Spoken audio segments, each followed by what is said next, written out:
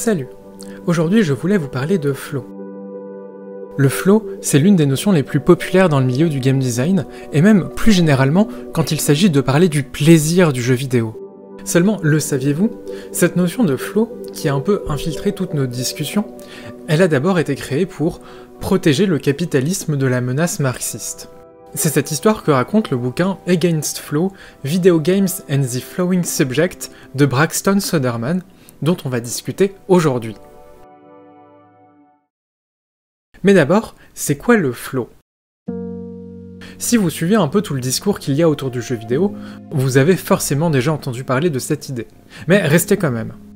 Tout simplement, si vous jouez à des jeux vidéo, quels qu'ils soient, vous avez sûrement déjà expérimenté le flow. C'est cette sensation très particulière et très agréable que l'on atteint quand on est entièrement prise dans une activité, que tout autour de nous disparaît, et que pendant quelques minutes, quelques heures parfois, plus rien d'autre n'existe que le jeu.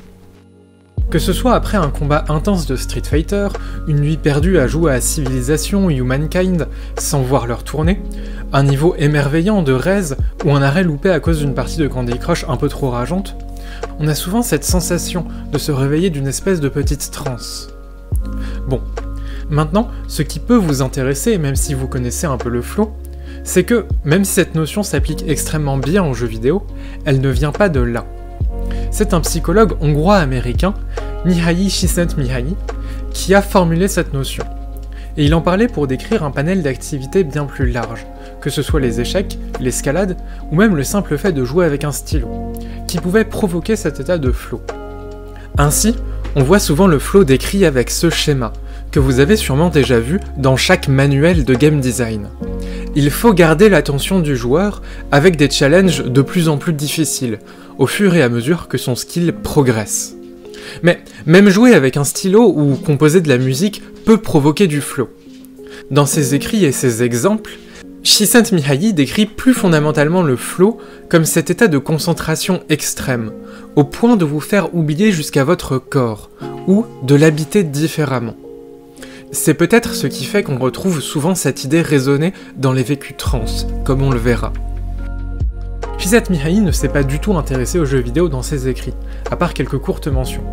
Et ce sont les premières Game Studies qui ont repris cette idée de flow. Elles en ont parlé comme la grande clé pour comprendre le jeu vidéo, avant qu'elle soit encore plus largement popularisée par des figures comme Genova Chen, créateur de Journey, Flower ou encore Flow, qui a lui aussi beaucoup écrit et parlé de cette idée. D'ailleurs, il y a quelques jours, je suis tombé sur un exemple de flow dans un contexte complètement différent, dans l'essai Désiré à tout prix de Tal Madesta. Il y suit des personnes ayant des relations compliquées avec le sexe et leur propre corps, souvent à cause de la violence de nos sociétés patriarcales sur le corps des femmes et des personnes LGBT.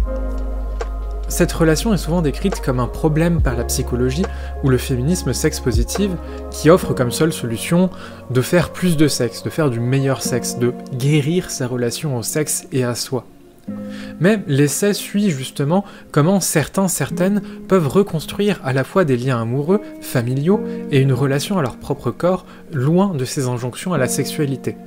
Ces injonctions qui poussent au final les femmes à se conformer à une société où leur corps doit se rendre productif pour la classe des hommes.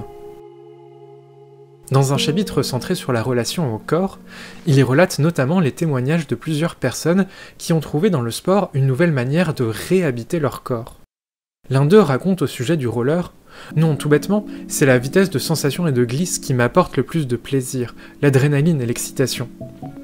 Je suis une personne assez maladroite dans la vraie vie, mais dès que j'enfile des patins, je sens que je reprends le dessus sur un corps qui parfois m'échappe. » Un autre, au sujet de la danse. « Quand je pratique, mon esprit ne me semble pas dissocié de mon corps, et danser me permet de représenter cette unicité.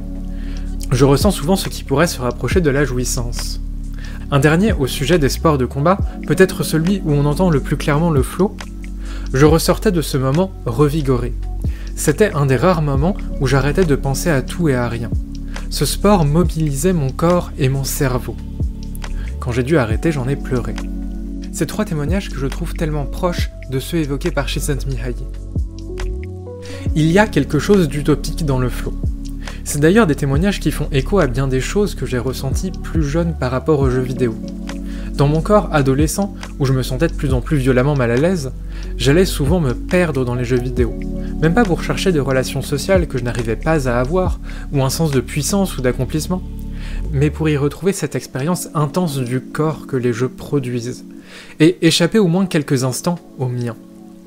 J'ai encore des souvenirs vivides de ces écrans de Game Over qui m'éjectaient brusquement et me renvoyaient d'un coup dans ce corps terrible de l'autre côté de l'écran, du profond mal-être en attendant le retour du jeu.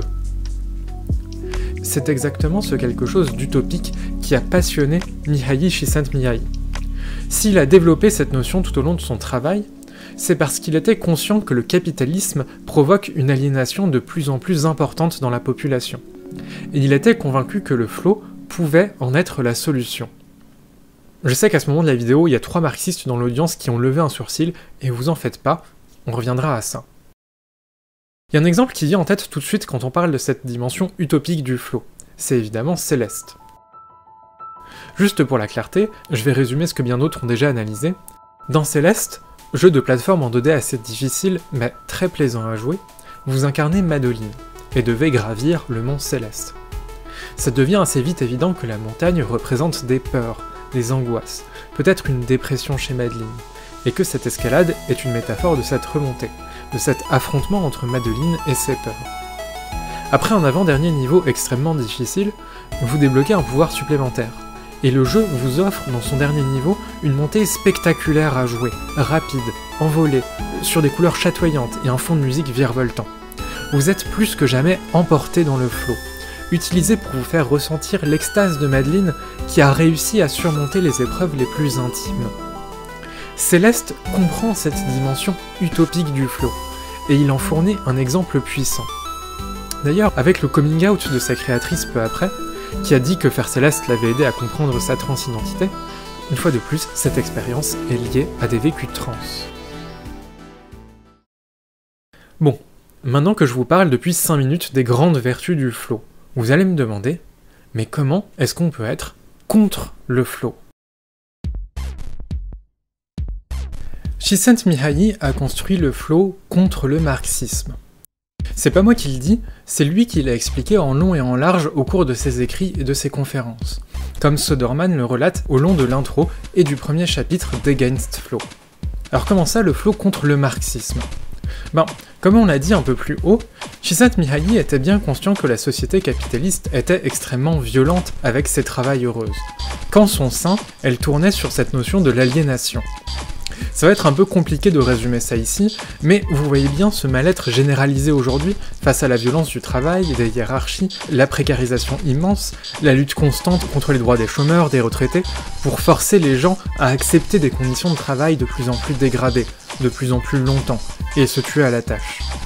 Cette violence, c'est pas un concours de circonstances, elle découle du principe même du capitalisme, c'est le centre du marxisme et de l'idée d'aliénation. Pour changer ça, il faut donc un changement social complet, une révolution. Seulement, Csikszentmihalyi était terrifié par le changement social. D'une certaine façon, ça se comprend. Né en Croatie en 1934, il a vu dans sa jeunesse, de ses propres yeux, les moments les plus violents de l'URSS et du stalinisme. Il comprenait le problème central du marxisme, le système capitaliste produit inévitablement un mal-être violent, mais en même temps s'opposait complètement à sa solution un peu inévitable, la révolution. Il fallait que les travailleuses puissent sortir de leur mal-être sans changer le système. Il fallait qu'ils oublient leur mal-être. Ainsi, certains de ses premiers articles critiquent directement des textes de Marx, pour leur vision bien trop socialisée de l'homme, et leur opposent une volonté de voir de l'autodétermination. Il faut arrêter de voir le mal-être comme venant de la société, et se concentrer sur des solutions plus individuelles. C'est à cette même époque qu'il commence à étudier le jeu et les activités autotéliques, celles qui produisent ce qu'il nommera plus tard le flow. Le flow vous plonge dans une activité en vous faisant oublier tout contexte, toute votre situation, parfois même votre corps, sur des périodes qui peuvent aller jusqu'à des heures. Et quand il commence à voir ça, Csikszentmihalyi se dit « Mais en fait, si toutes les activités pouvaient produire du flow, si même le travail pouvait être designé pour produire du flow, tout le monde oublierait constamment son mal-être et la société irait mieux. » Voilà. Je vais caricaturer une seconde, mais au cœur du flow, il y a cette idée de designer nos activités pour qu'elles nous hypnotisent au point de nous faire oublier qu'on a une vie de merde, dans des conditions de merde, et qu'on se fait exploiter par des capitalistes sans vergogne. Tout au long de sa vie, Csikszentmihalyi a exposé cette solution magique à nos problèmes, au cours de livres, de TED Talks, et elle a eu un impact immense, repris par des grands gourous du développement personnel qui vous expliquent que, plutôt que résoudre vos problèmes, vous pouvez les oublier en vous créant votre flow, mais aussi dans les techniques de management, le design de processus de travail, comme d'activités secondaires. C'est un peu un ancêtre de la gamification si vous voulez. Ainsi, on voit bien que l'idée de flow est complètement compatible avec le capitalisme. Elle s'est même très bien intégrée dans des mécanismes d'extraction de profit. Pendant ce temps, nos vies ne sont pas moins misérables. Bien sûr, je suis pas là pour vous peindre une caricature de boomer où on est tous rivés sur nos écrans et on oublie les problèmes de la vraie vie. La réalité est bien plus nuancée que ça. Mais on voit très vite comme cette idée d'oublier nos problèmes et notre mal-être, plutôt que d'en questionner les causes, elle se reproduit partout où on parle de flow. Dans son livre, Söderman discute justement de Céleste, et il pointe quelque chose de très juste. Tout au long de l'aventure, on ne se pose jamais la question de ce qui provoque le mal-être de Madeline, on essaie juste de le surmonter intérieurement. Pourtant, le mal-être, la dépression chez les personnes trans, tout ça a des causes structurelles très claires. On reproduit un schéma classique dans le récit de la personne trans, qui met l'emphase sur la personne qui se découvre et s'accepte, et pas sur toutes les raisons structurelles et économiques qui nous font renoncer à l'idée même de la transition pendant des années. Et c'est comme si l'histoire de Céleste épousait un peu naturellement cet angle plutôt individualiste, cet angle pas du tout innocent, parce qu'elle veut raconter une histoire avec le flow, parce que les mots qu'elle a pour se raconter contiennent déjà cet angle individualiste. On peut aussi voir ça dans l'autre sens. Parmi tous les jeux avec un texte ou un sous-texte trans, c'est Céleste qui est célébré encore et encore comme un grand jeu, parce qu'il épouse la vision dominante qu'on a du jeu vidéo, et ses codes. Tandis que beaucoup d'autres jeux qui racontent d'autres facettes de nos expériences, et ont besoin d'inventer des mots et des codes pour les raconter, sont repoussés à la marge et ne sont même pas vus comme des vrais jeux. On retrouve aussi ça dans Désirer à tout prix. Plutôt que d'essayer de remonter aux causes systémiques du mal-être et de construire des moyens de les affronter, on construit tout au long du livre des échappatoires personnels. Maintenant, est-ce que c'est pas un peu exagéré de reprocher aux personnes qui subissent le plus violemment un concert de violence capitaliste, patriarcale, auquel s'ajoute parfois la transphobie, l'homophobie, le racisme, de vouloir chercher des échappatoires pour respirer un peu? Bah oui, clairement, et c'est pas ce que je veux dire ici. Le problème, c'est que c'est un peu tout ce qui existe, tout ce qu'on réussit à faire exister. C'est que nos récits semblent se tordre pour souligner nos combats intimes plus que les causes structurelles et les façons de s'y opposer, et qu'aujourd'hui, on manque quand même un peu d'autre chose.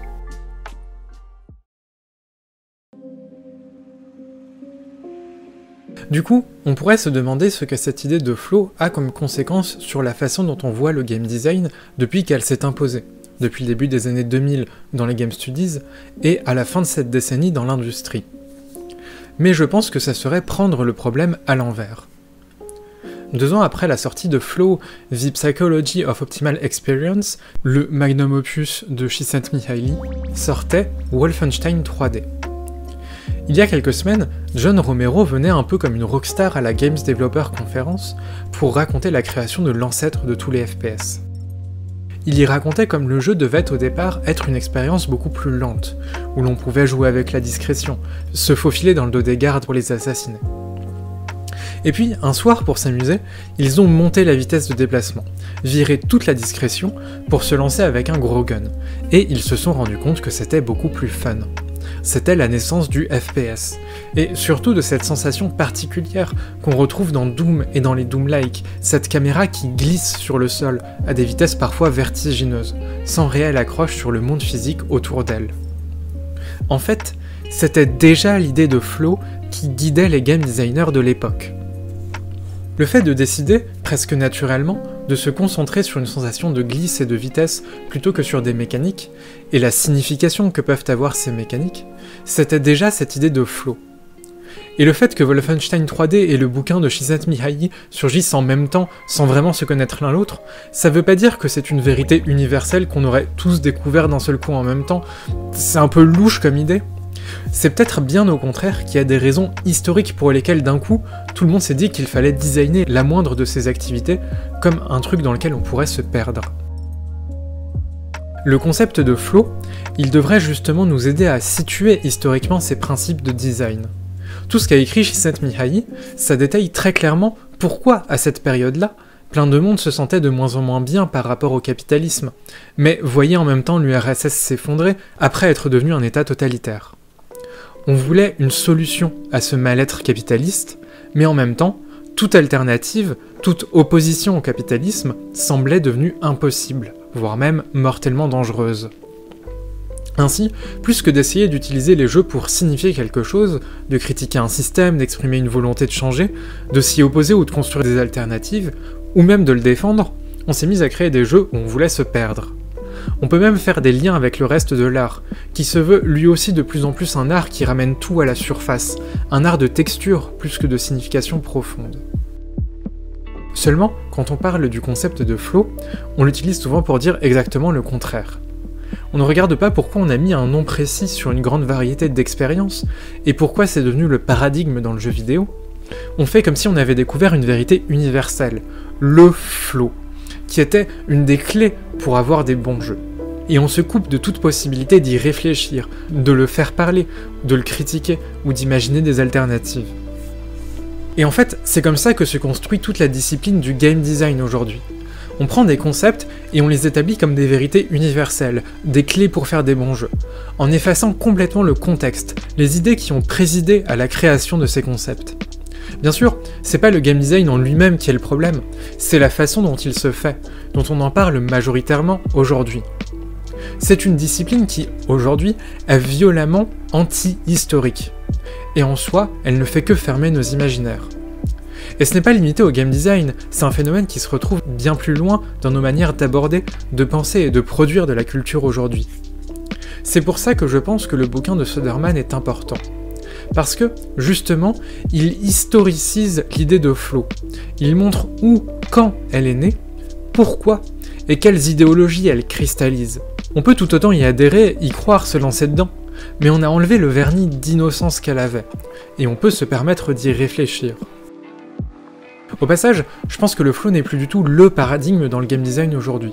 On voit très bien comme de grosses productions, de Call of Duty à Red Dead Redemption 2 ou même Cyberpunk, n'hésitent plus à interrompre constamment le flow, la glisse continue, pour nous faire nous heurter à leur monde, nous ancrer sans cesse dans sa réalité physique. J'en parlerai sûrement dans le futur, mais je pense en tout cas que c'était important de parler de flow pour voir ce mécanisme anti-historique qui se met en place. Bref. Est-ce que le flow c'est mal? Est-ce que, à partir du moment où mon jeu est agréable à jouer 5 minutes, je suis en train de véhiculer des valeurs capitalistes et libérales et de lutter activement contre l'avènement du communisme? Bah non, c'est complètement absurde comme idée. C'est comme ce qu'on disait sur Céleste, il faut nuancer. Le cœur du problème, c'est que pour survivre dans une société de domination violente, et sans vraiment d'alternative, on a appris à tout penser comme des moyens de s'échapper individuellement de cette réalité. Et c'est pas un mal de vouloir s'échapper un peu. Seulement, si on pense tout comme ça, à aucun moment on ne construit d'opposition, de résistance. D'un côté, critiquer le flow, ça ouvre tout un champ de possibilités sur ce que peut être un jeu vidéo sans flow, et tout ce qu'il peut vouloir dire. De l'autre, c'est pas le fait même de prendre plaisir à jouer qui est critiqué, c'est le fait de ne rechercher que ça. Et on voit comme parfois, l'idéologie du flow déteint même sur les histoires qui sont racontées dans les jeux, c'est ce dont on parlait pour Céleste. Ainsi, dans son livre, Söderman propose de briser le flow. Les moments où le flow est arrêté, voire tourné en ridicule, nous poussent à remettre en question nos idées préconçues. Pensez à Elden Ring, où on fonce sur le premier boss indiqué par des grosses flèches, pour en fait s'empaler dessus. Et c'est là qu'on revient en arrière, qu'on comprend que le monde ouvert n'est pas à consommer en suivant des flèches, mais à parcourir et à explorer soi-même. C'est une idée intéressante, et je pense en même temps qu'elle ne suffit pas. Parce que, comme on le disait, ce fait de casser le flow, je pense que c'est déjà une idée complètement intégrée dans le game design aujourd'hui, voire même un nouveau paradigme, et ce même depuis quelque temps. Je pense surtout que le problème, c'est qu'on a du mal à vraiment penser la relation entre le design et le message. D'un côté, on a un peu cette impression qu'on est en train de dire que le flow va forcément pousser vers un message libéral, qu'il y a une relation mécanique entre les deux. Et je trouve même que le livre reste un peu trop là-dessus dans certaines analyses. Alors qu'on pourrait complètement imaginer un jeu entièrement de flow, et qui contient un message explicitement révolutionnaire, où vous zigzaguez dans des niveaux pour unir le prolétariat et mener la révolution. D'un autre côté, on voit que cette idéologie du flow, elle déteint quand même pas mal sur le message que portent les jeux vidéo. Le concept nous permet de comprendre, de mettre un mot sur cette sensation qui s'impose comme le game feel universel, et comprendre pourquoi c'est vers ça qu'on s'est orienté. Et puis, on voit que quand quelqu'un cherche à raconter son histoire à travers le jeu vidéo, elle regarde les outils qu'elle a à sa disposition, et elle va avoir tendance à formuler cette histoire selon ses outils, selon ces mots qu'on lui donne pour les raconter, et que le récit va donc s'adapter peu à peu à cette idéologie. Ainsi, le but c'est pas du tout de dire que jeu agréable égale capitalisme, c'est de décrire comment, historiquement, un lien entre ce design et ce message s'est formé.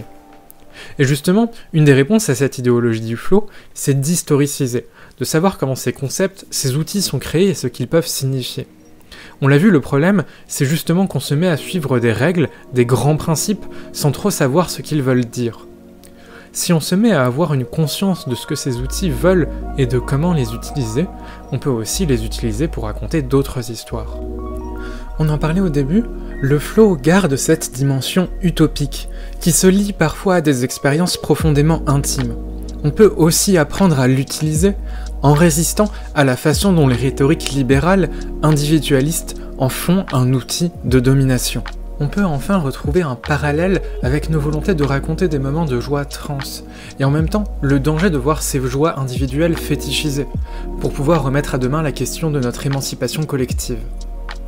Et si j'ai parlé de vécu trans, on voit aussi que, un peu contre l'idée qu'il y a une expérience du corps trans complètement à part et inaccessible aux autres, ces vécus du corps trans s'inscrivent au contraire dans un continuum avec des expériences du corps qui peuvent être modelées par la passion, le sport, le capitalisme, le patriarcat, et que ce côté particulier est plus façonné par les stigmatisations de nos transitions que par une différence de nature dans le fait de changer de genre ou de classe de sexe.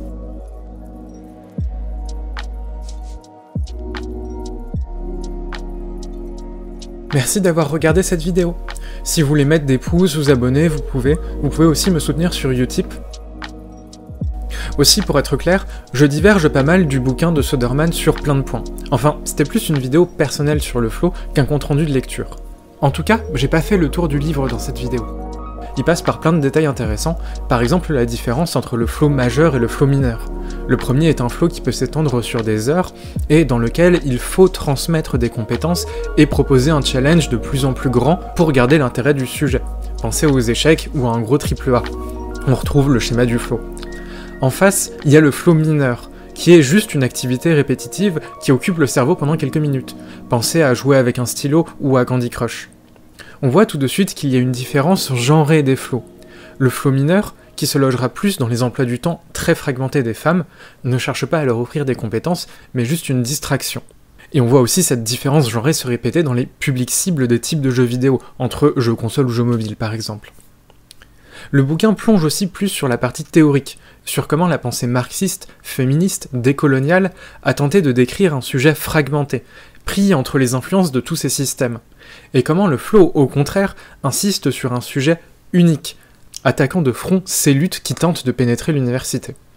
Il montre assez bien comment cette notion un peu innocente de flow se base en fait sur des fondements philosophiques assez opposés à ceux du féminisme, de l'antiracisme, etc. C'est assez intéressant d'avoir un long exemple de ça, et il reste en même temps assez accessible. Enfin voilà, même dans ce que je dis ici, je diverge pas mal du livre, et il y a plein de moments où je suis clairement pas d'accord. J'en parlais un peu, mais je trouve que Söderman a les mains lourdes sur plein d'analyses, et condamne un peu systématiquement chaque histoire qui propose des solutions individuelles, où il réduit toute volonté de garder une joueuse intéressée à du consumérisme.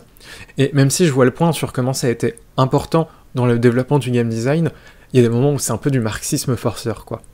Dernière chose, je trouve qu'il tombe un peu trop dans un schéma où les mécaniques vont énormément déterminer le message, plus que les éléments narratifs et esthétiques du jeu.